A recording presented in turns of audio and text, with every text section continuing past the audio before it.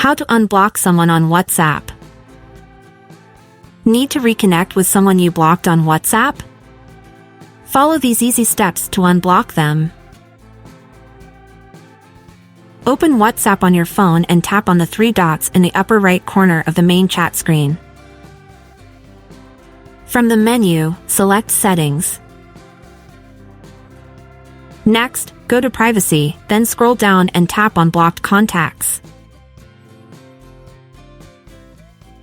You'll see a list of all the contacts you've blocked. Find the person you want to unblock and long press on their name.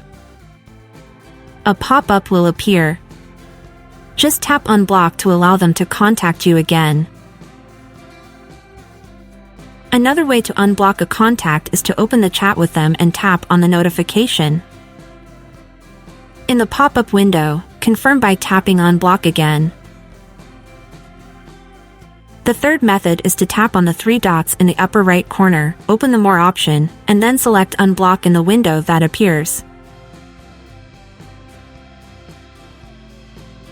And that's it! You've successfully unblocked the person on WhatsApp. Thank you for following our tutorials. For more helpful tips and tricks, don't forget to subscribe to our channel and like this video.